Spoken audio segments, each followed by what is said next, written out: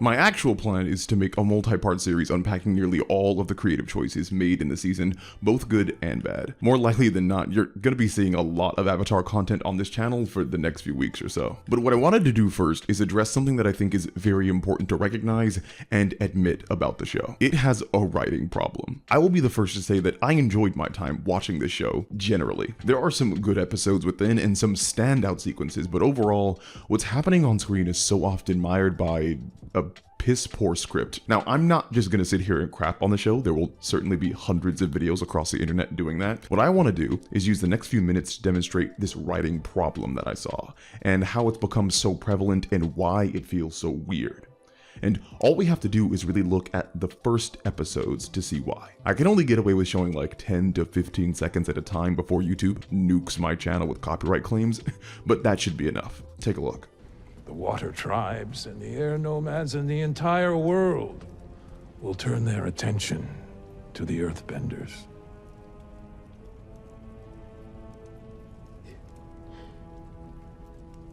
You wanted us to know.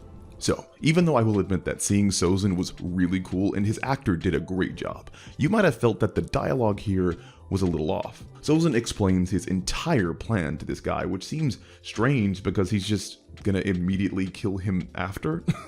Well, then why did Sozin spend almost 2 minutes worth of dialogue monologuing? Well, it was for us, the audience. The dialogue used was purely for exposition, only included so that the watchers, we watchers, would have context for what was happening regardless if it made sense in universe. This is an example of the great taboo in writing called telling. Put simply, telling from a narrative perspective is strong-arming your audience to know things, think things, or feel things. The opposite of this, of course, is showing, a technique in which you provide evidence to an audience, which then leads them to come to their own conclusions about what to know, think, and feel. The best stories consistently show their context, so you feel like you're learning on your own rather than forcing you to learn by telling you the context. Unfortunately, the live-action version of Avatar is chock full of telling. It's constantly holding your hand, so you take away exactly what it wants you to take away. Let's look at another example.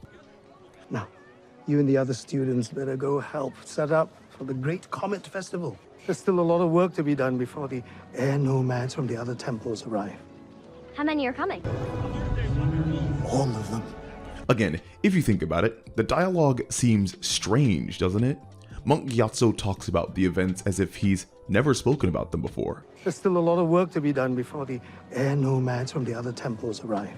Am I really supposed to believe that this is Aang's first time hearing about this festival? How many are coming? Am I supposed to believe Aang had never asked how many people were coming until a day before the festival? Again, the obvious answer is that this information is for us, the audience.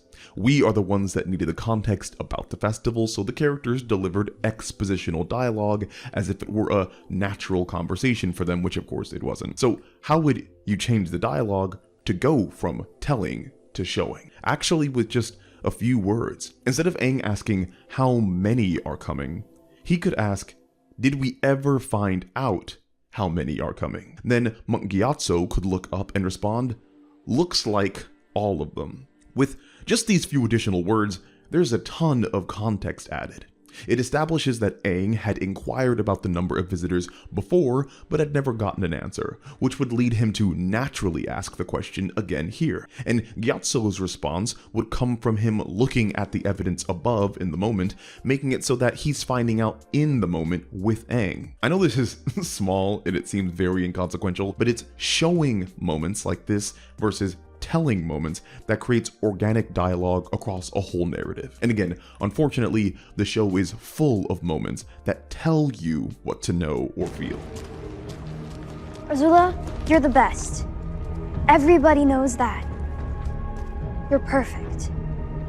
It's not good enough. I was touched by the moon spirit as a child, so I have its life within me.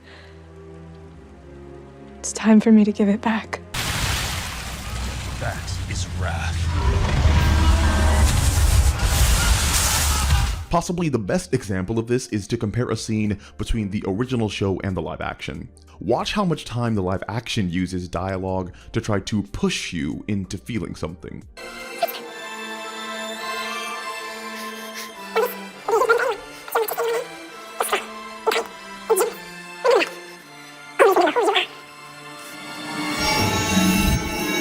Now let's compare that to the original cartoon. Hey, Aang, you find my dinner yet? Aang, I wasn't really gonna eat the lemur, okay? Oh, man. Come on, Aang. Everything will be alright. Let's get out of here.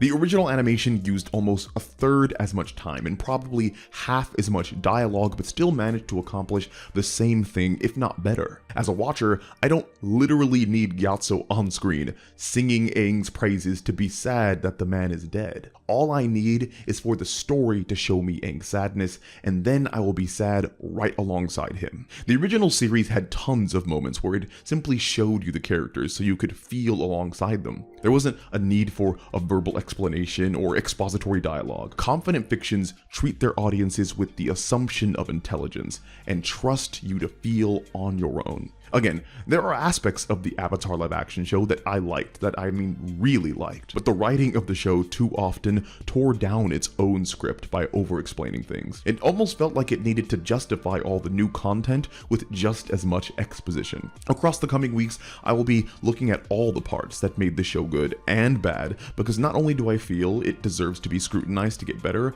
I feel it's our job as watchers to continuously be demanding the best for ourselves. Anyway, thanks for watching all the way until the end. If you really want to be a homie, support on Patreon, and you could also check out my website for editing services for your books, for your scripts, anything like that. Also, check out my streams on YouTube, Tuesday, Thursday, and Sunday, 7:30 p.m. PST.